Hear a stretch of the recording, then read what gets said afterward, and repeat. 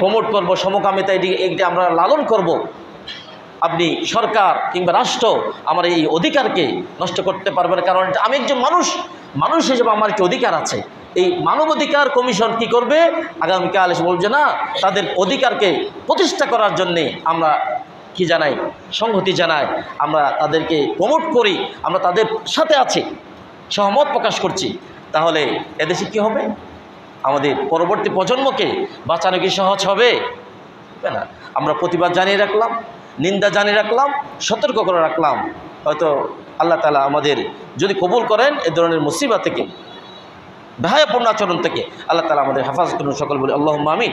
হাজির, যে মানবাধিকারের কথা বলছে তারা আজকে এসে, অথচ এই মানবাধিকারের কথা বলেছেন রাসূলুল্লাহ সাল্লাল্লাহু আলাইহি ওয়াসাল্লাম হাজার বছর আগে, বলেন নাই?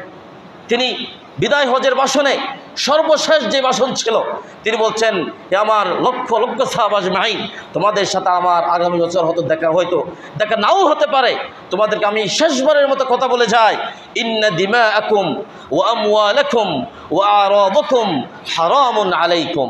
আমি আজকে দায়িত্বহীন করতে আমি আজকে তোমাদেরকে ঘোষণা দিয়ে যাই, তোমাদের একে অপরের রক্ত, একে অপরের সম্মান, একে অপরের সম্পদ একে অপরের উপরে হারাম করে দিলাম।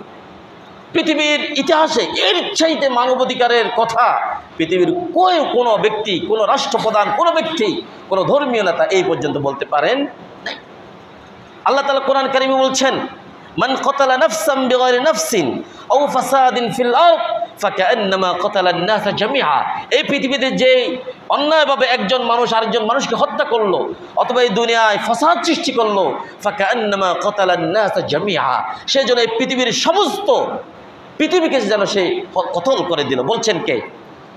তাহলে এটি মানবাধিকারের কথা, মানুষের অধিকারের কথা এর চাইতে কি আর হতে পারে? পারে না। আল্লাহ তাআলা অন্য জায়গায় বলেছেন, ওয়ামান ইয়াকতুল মুমিনা মুতাআম্মিদান ফাজাযাউহু জাহান্নাম, যদি কেউ ইচ্ছাকৃতভাবে কোনো মুমিনকে হত্যা করে তার স্থান হবে জাহান্নাম।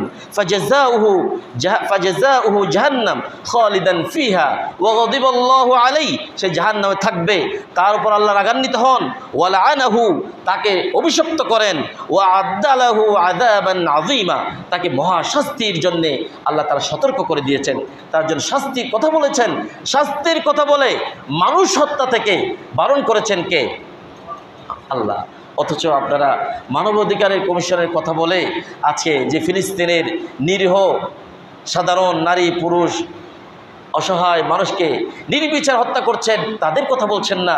যেখানে আমরা শান্তিতে আছি, এখানে মানবাধিকারের কথা বলে আমাদের উপরে বিভিন্ন ধরনের অপসংস্কৃতি চাপিয়ে দেবেন। এদেশের সহজ সরল দিনদার মানুষ কখনো এই ধরনের আচরণ মেনে নেবে? বলেন, মেনে নেবে?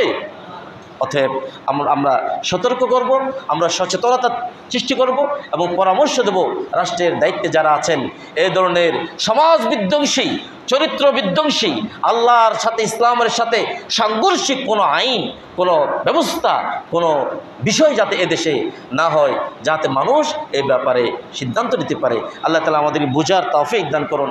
আল্লাহ তাআলা আমাদের এই সুন্দর সমাজকে বিভিন্ন ধরনের অপসংস্কৃতি থেকে হেফাজত করে সকলে বলি আল্লাহুম্মা আমিন। ওয়া আখিরু দাওয়ানা আলহামদুলিল্লাহি রাব্বিল আলামিন। সুবহানাকাল্লাহুম্মা ওয়া বিহামদিকা আশহাদু আন লা ইলাহা ইল্লা আনতা আস্তাগফিরুকা ওয়া আতুবু ইলাইক।